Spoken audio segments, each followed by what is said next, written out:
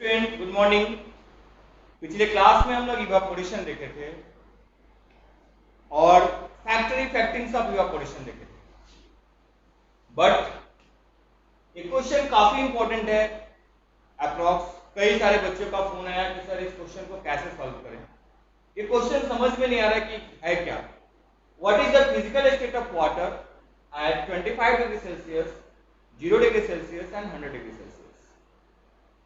Question है, अगर आप ऐसे देखते हैं 25 degree Celsius, it means water exist in liquid state. 0 degree Celsius आप देखेंगे तो आप ये देखेंगे 0 degree Celsius it mean water convert into the ice, it means solid state. आपके दिमाग में यही चल रहा होगा कि 0 डिग्री की जैसे बात की है तो आपके दिमाग में यही चल रहा होगा कि it's a solid state. But आपको ये भी दिमाग में रखना है कि 0 डिग्री पे सॉलिड स्टेट भी होता है वाटर और लिक्विड स्टेट में भी होते हैं। ये देखेंगे हम लोग कि 0 डिग्री पे सॉलिड स्टेट और लिक्विड स्टेट कैसे लाइज करता है। 100 डिग्री की बात की जाए तो आपके दिमाग में डायरेक्ट आता है, it means evaporation. Evaporation means water changing to the gaseous state. आपके दिमाग में यही चल रहा होगा कि 100 डिग्री बोले इसका मतलब ये हो गया ये 100 डिग्री सेल्सियस पे वाटर जो है वो इवापोरेट कर जाएगा, यानी वो गैसियस स्टेट में चला जाएगा। यही होगा आपके दिमाग में, लेकिन ऐसा बिल्कुल नहीं है।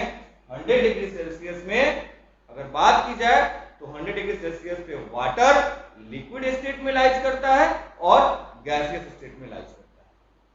ठीक, तो अब हम इसको कैसे देखेंगे, ये कैसे पता चलेगा कि 0 डिग्री सेल्सियस पे वाटर जो है वो सॉलिड स्टेट में भी है और लिक्विड स्टेट में भी है, और 100 डिग्री सेल्सियस में लिक्विड स्टेट में भी है और गैसियस स्टेट में भी है।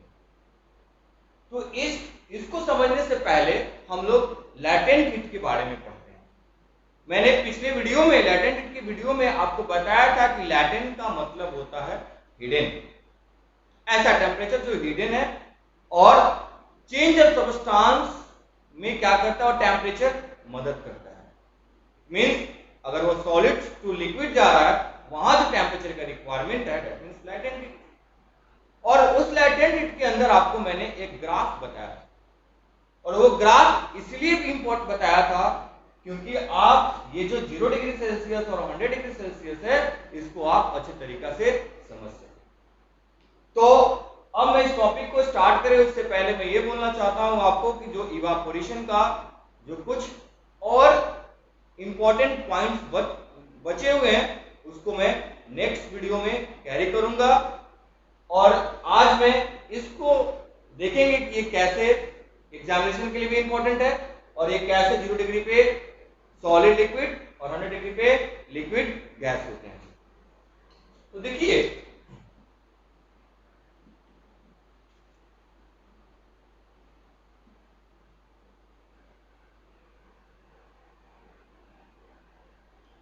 ये क्या हुआ, एक्स एक्सिस, ये क्या है, वाई एक्सिस है। एक्स एक्सिस पे हीट या टेम्परेचर ले लिए,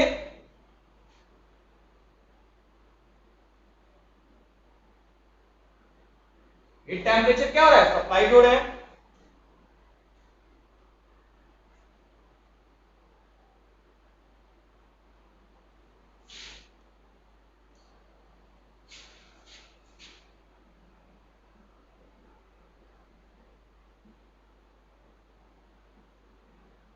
टेम्परेचर हो गया सेल्सियस में 0 डिग्री ले लीजिए, 100 डिग्री ले लीजिए। यहां टेम्परेचर हटाकर आप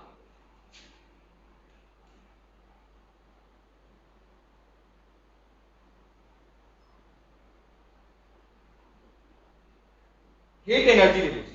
यहां क्या ले लीजिए, हीट एनर्जी ले लीजिए, और यहां टेम्परेचर आप किस में ले लिए, सेल्सियस में ले लिए। सपोज दैट अब आपको मैंने ग्राफिकली रिप्रेजेंटेशन से बताया था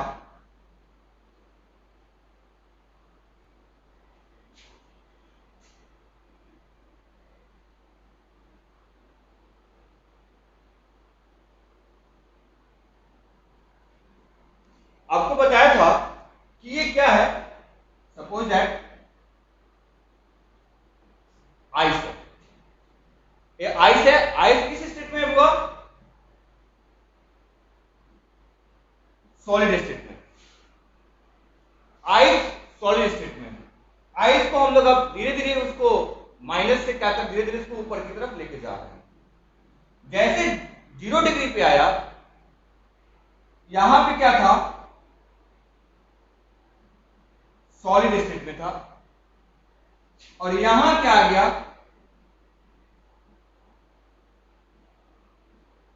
लिक्विड स्टेट में आया। यहां किस स्टेट में आइस, सॉलिड स्टेट में है, और यहां किस स्टेट में आया, लिक्विड स्टेट में आया। ठीक है, देखिए आइस जो है हुआ, आइस लिक्विड में चेंज होता है। अगर आप उसको टेम्परेचर रिक्वायर्ड कर रहे हैं तो फ्रैक्शन बाय फ्रैक्शन टूटता है, फ्रैक्शन बाय फ्रैक्शन टूटते हैं। ऐसा नहीं है कि मैंने आइस को, सपोज दैट ये आइस का क्यूब है और यहां हम हीट सप्लाई कर रहे हैं, तो जैसे हीट दिए पूरा आइस क्या हो गया, वाटर में चेंज हो गया, ऐसा नहीं होता है। वो फ्रैक्शन बाय फ्रैक्शन क्या होते हैं, टूटते हैं। तो सपोज दैट यहां पे वो सॉलिड स्टेट में था, ठीक है, और सॉलिड स्टेट से वो फ्रैक्शन बाय फ्रैक्शन टूटते टूटते सपोज दैट इस पॉइंट पर आकर वो क्या हो गए, पूरी तरीका से लिक्विड में कन्वर्ट हो गए। यहां पे आके पूरी तरीका से लिक्विड में क्या हो गए, कन्वर्ट हो गए, है ना। यहां था सॉलिड, फ्रैक्शन बाय फ्रैक्शन टूट रहा है, हम हीट क्या कर रहे हैं, हीट एनर्जी सप्लाई कर रहे हैं, तो फ्रैक्शन बाय फ्रैक्शन टूट रहा है, और टूटने में उसको कुछ समय लगेगा, और फिर वो क्या होगा, टोटली लिक्विड स्टेट में क्या हो जाएगा, चेंज हो जाएगा। तो मैंने आपको इस तरीके का ग्राफ में बताया था कि आपको ये लेना है क्या, Q1, और आपको लेना था क्या, Q2। तो मैंने आपको बताया था क्या, Q2 माइनस Q1 को क्या बोलते हैं, लैटेंट हीट ऑफ फ्यूजन। क्या बोलते हैं इसको,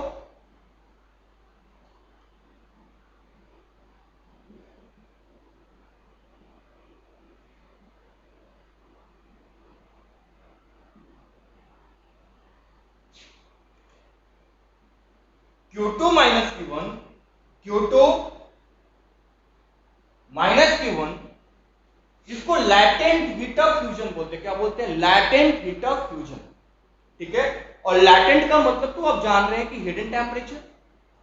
तो लैटेंट हीट ऑफ फ्यूजन मैंने बताया था कि solid fuse into liquid state, हाँ, solid state fuse into a liquid state, that is called latent heat of fusion. तो यहाँ पे एक टेम्परेचर रिक्वायर्ड हो रहा है 0 डिग्री सेल्सियस पे। आप यहाँ अगर स्केल लेकर मेजर करना शुरू कीजिएगा, तो यहाँ पे 0 डिग्री सेल्सियस होगा, यहाँ पे 0 डिग्री सेल्सियस होगा, यहाँ पे 0 डिग्री सेल्सियस होगा। एक सर्टेन 0 डिग्री सेल्सियस यहाँ तक आएंगे, और जैसे 0 डिग्री सेल्सियस आएगा उसके बाद क्या होगा, ये ऊपर की तरफ बढ़ना शुरू कर देंगे। कहां चले आएंगे, ये जैसे आएंगे कहां पे, 100 डिग्री सेल्सियस पे आएंगे, है ना। 100 डिग्री सेल्सियस पे आ गया, 100 डिग्री सेल्सियस आने के बाद अब इसको कुछ समय लगेगा, और समय लगने के बाद क्या होगा, ये यहां से लिक्विड स्टेट आ गया, और यहां किस स्टेट में आ गया, गैसियस स्टेट में आ गया। जैसे वो 100 डिग्री सेल्सियस पे आया, अब जैसे कि कंटेनर रखे हुए हैं, सपोज दैट ये कंटेनर है, इसमें वाटर है, अब यहाँ 100 डिग्री सेल्सियस हम प्रोवाइड कर दिए, तो एक ही बार पूरा कंटेनर खाली ना हो जाएगा। अगर बोले कि यहाँ पे हम 100 डिग्री सेल्सियस इस कंटेनर को सपोज दैट यहाँ हम हीट सप्लाई कर रहे हैं, यहाँ हीट सप्लाई कर रहे हैं, इसको 100 डिग्री सेल्सियस हम टेम्परेचर मेंटेन कर दिए, तो क्या एक बार में पूरा कंटेनर खाली हो जाएंगे, नहीं होंगे। इसको भी गैस में चेंज होने में क्या लगेगा, फ्रैक्शन बाय फ्रैक्शन लगेंगे, तभी ये गैस स्टेट में क्या होगा, चेंज होगा, फ्रैक्शन बाय फ्रैक्शन चेंज होंगे। तो हो सकता है कि यहाँ लिक्विड है और टेम्परेचर उसको मिलता गया एक ऐसा टेम्परेचर है कि जहां से वो गैसियस के फॉर्म में होना क्या हो गया, शुरू हो गया, गैस के फॉर्म में जा रहा, तो आएगा पॉइंट जहां पे पूरा लिक्विड क्या हो जाएगा, गैसियस स्टेट में चेंज हो जाएगा। यानी मैंने आपको इसको ही बताया था, Q3 बताया था क्या, Q4 लिखा था क्या, Q4 minus Q3 that is latent heat of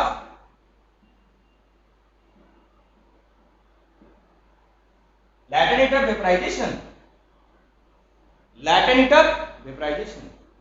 ठीक है, तो अब इस ग्राफ से क्या कंक्लूजन मिल रहा है हमको, ग्राफ तो हम लोग पिछले बार नहीं पढ़े थे, बट लेकिन हम सिर्फ पढ़ के छोड़ दिए थे कि इसको लाटेंट हीट ऑफ फ्यूजन बोलते हैं और इसको लाटेंट हीट ऑफ वेपराइजेशन बोलते हैं। लेकिन इस ग्राफ से आपको क्या इंपॉर्टेंट मिल रहे हैं, तो इस ग्राफ से इंपॉर्टेंट मिल रहा है क्या कि 0 डिग्री पर देखिए, आप ध्यान दीजिए 0 डिग्री पे, यहां ध्यान देना है 0 डिग्री पे, ठीक है, 0 डिग्री पर ध्यान दीजिए, 0 डिग्री पर सॉलिड भी है और सॉलिड फ्रैक्शन बाय फ्रैक्शन टूटकर किस में जा रहा है, लिक्विड स्टेट में जा रहा है ना। तो लैटेंट हीट ऑफ फ्यूजन अगर हम देख रहे हैं तो latent heat of fusion it mean 0 degree किस स्टेट में आ रहा है, सॉलिड और लिक्विड में आ रहा है भाई, सॉलिड और लिक्विड में आ रहा है। यानी हम देख रहे हैं कि यहां पे सपोज दैट आप देखिए, देख लीजिए 0 डिग्री सेल्सियस, आप अगर बात कीजिए 0 डिग्री सेल्सियस पे, तो आप 0 डिग्री लाइन पर देखिए, लाइन पर जाना और हीट एनर्जी सप्लाई करना है, तो इस लाइन पर देखिए क्या है, सॉलिड भी है और इसी लाइन पे क्या है, लिक्विड भी है। तो 0 डिग्री सेल्सियस पे वाटर किस में है, बोलिए, सॉलिड में और किसमें, लिक्विड में लाइज कर रहा है। 100 डिग्री पर देखना है, यहां 100 डिग्री पर देखिए तो लिक्विड भी है और क्या है, गैस भी है। 100 डिग्री सेल्सियस की बात की जाए तो किस चीज में है, वो लिक्विड में भी है और गैस में भी है ना। तो latent heat of fusion responsible हो गया, latent heat of fusion responsible हो गया 0 डिग्री सेल्सियस पे वाटर को सॉलिड स्टेट में और लिक्विड स्टेट में रखने के लिए। समझ में आई बात, 0 डिग्री सेल्सियस जो है बाबू, 0 डिग्री सेल्सियस वो जो है आपको लैटेंट हीट ऑफ फ्यूजन के वजह से क्या हो गया कि वो सॉलिड में भी है और लिक्विड में भी है, क्योंकि सॉलिड को लिक्विड में जाने के लिए कुछ समय लगेगा। सॉलिड स्टेट है तो फ्रैक्शन बाय फ्रैक्शन टूटेंगे ना, एक बैग से टूटेंगे नहीं, फ्रैक्शन बाय फ्रैक्शन टूटेंगे और जैसे 0 डिग्री समाप्त होगा वो पूरी तरीका से लिक्विड में कन्वर्ट हो जाएंगे और लिक्विड में जैसे कन्वर्ट होंगे फिर उनकी टेम्परेचर राइज होगी और 100 डिग्री पे जाएगी, तो वो 100 डिग्री जैसे उसको प्रोवाइड होगा तो उसके बाद वो लिक्विड स्टेट से धीरे धीरे क्या होंगे, वो गैसियस स्टेट में चेंज करेंगे। तो आप यहां देख रहे हैं कि 0 डिग्री इंपॉर्टेंट है और ये एग्जामिनेशन में पूछा जाता है, इंपॉर्टेंट होते हैं और आपके ये नॉलेज के लिए काफी इंपॉर्टेंट है कि आपसे कोई पूछ देगा कि 0 डिग्री सेल्सियस पे, अब 0 डिग्री सेल्सियस पे क्या होता है, तो आप बोलेंगे सॉलिड है, वो बोलेगा लिक्विड स्टेट में है, तो आप कंफ्यूज जाएंगे ना, कैसे एक ही टेम्परेचर पे सॉलिड आ रहा है और कैसे एक ही टेम्परेचर पे लिक्विड स्टेट जा रहा है, आप कंफ्यूज हो जाएंगे। तो कंफ्यूजन की बात नहीं है, हम लोग ग्राफ पढ़े हैं, इसी के लिए हम लोग ग्राफ पढ़े थे कि हम बाद में कंफ्यूजन में ना रहे कि 0 डिग्री पे सॉलिड भी है और लिक्विड भी है और 100 डिग्री पे क्या है, लिक्विड भी है और गैस भी है। बिल्कुल कंफ्यूजन की बात नहीं है, due to latent of graph representation देख रहे हैं और इसी ग्राफ रिप्रेजेंटेशन के वजह से ये किसमें चेंज हो रहे हैं, सॉलिड लिक्विड और लिक्विड गैस। अब बात आती है 25 डिग्री सेल्सियस की, तो भैया यहाँ 0 डिग्री है, यहाँ देखिए बाबू यहाँ 0 डिग्री है और यहाँ 100 डिग्री है। सपोज दैट यहाँ हम ले लिए 25 degree Celsius, suppose that we take 25 degree Celsius, तो यहाँ से this point to this point they lies in liquid state, तो at 25 degree Celsius they lies in liquid state। तो आप ये देख लें, बट अब आप इसको स्कूल में अगर पूछा जाए काफी अच्छे तरीका से समझ गए होंगे और आपको अब कोई कंफ्यूजन नहीं होगा। अब स्कूल में इसको कैसे हम लोग डिफाइन करेंगे, कैसे हम लोग लिखेंगे एग्जामिनेशन में, हम लोग उस चीज को अब देखते हैं। देखिए अब एग्जामिनेशन में इसको कैसे लिखेंगे। अब तो ये मेरा जो ग्राफिक का मोड था वो मोड था आपको समझाने के लिए कि 0 डिग्री पे ये दोनों कैसे लाई कर रहे हैं और 100 डिग्री पे ये दोनों कैसे लाई कर रहे हैं। ये ग्राफ था आपको अंडरस्टैंडिंग कराने के लिए। But in the examination we can write here at 25 degree Celsius water at 25 degree Celsius present in liquid state। First का answer 0 degree Celsius at 0 degree Celsius water exists as both solid and liquid, जैसे आप पीछे graph में देख चुके हैं। at this temperature after getting the heat equal to the latent heat of fusion, मैंने latent heat of fusion बताया था ग्राफ में आपको। तो जो हम लोग हीट सप्लाई कर रहे हैं ना वो किसके बराबर होगा, latent heat of fusion equal होंगे। इसलिए सॉलिड का जो फॉर्म है वो वाटर फॉर्म में आएगा और ये स्टार्ट होंगे किसमें, लिक्विड फॉर्म। ठीक है, और लिक्विड फॉर्म का मतलब क्या हो गया, वाटर हो गया। 100 degree Celsius at the 100 degree Celsius water can exist as both liquid gas, both liquid gas at this temperature after getting the latent heat equal to the latent heat of vapor, water start changing into form its liquid state to its gaseous state, that is water vapor। तो I hope ये जो आपका question है और ये question में जो सबसे इंपॉर्टेंट ये 0 डिग्री सेल्सियस और 100 degree Celsius and 25 degree Celsius का कोई इंपॉर्टेंट है नहीं क्योंकि वो तो लिक्विड स्टेट पे आएगा। ये 0 डिग्री सेल्सियस और 100 डिग्री सेल्सियस क्यों इंपॉर्टेंट है, तो ये रीजन होते हैं इस इंपॉर्टेंट होने का वजह यही रीजन होता है। ठीक है, 0 डिग्री सेल्सियस अगर कोई पूछेगा आपसे तो आप बोलेंगे 0 डिग्री सेल्सियस पे सॉलिड लिक्विड दोनों लाइज करता है और 100 डिग्री पे लिक्विड गैस दोनों लाइज करते हैं। और क्यों करते हैं, तो एक का वजह हो गया क्या, लैटेंट हीट ऑफ फ्यूजन, और दूसरा का वजह क्या हो गया, लैटेंट हीट ऑफ वेपर। अगर फिर भी वो नहीं समझ पाते हैं तो आप ग्राफ से क्या कर सकते हैं, समझा सकते हैं। तो आई होप ये वीडियो आपको अच्छी लगी होगी और आप ज्यादा से ज्यादा समझे होंगे। और जैसे आप क्वेश्चन हमसे पूछते हैं, अच्छा लगता है आप पूछते हैं तो उसको हमको ऐसा भी लगता है कि आप पढ़ रहे हैं और हमको बताने में भी अच्छा लगता है कि चलो बच्चे पूछ रहे हैं, कॉल कर रहे हैं। तो ये नंबर है, वैसे तो आप सभी के पास मेरा नंबर है लेकिन फिर भी ये मेरा नंबर है और ये मेरा व्हाट्सएप नंबर है। आपको जो प्रॉब्लम होगा आप हमसे पूछिए या आप क्वेश्चन का फोटो खींच के आप क्या कर सकते हो, व्हाट्सएप पे सेंड कर सकते हैं कि सर ये क्वेश्चन समझ में नहीं आ रहा है और फिर मैं उसको देखूंगा। Thank you.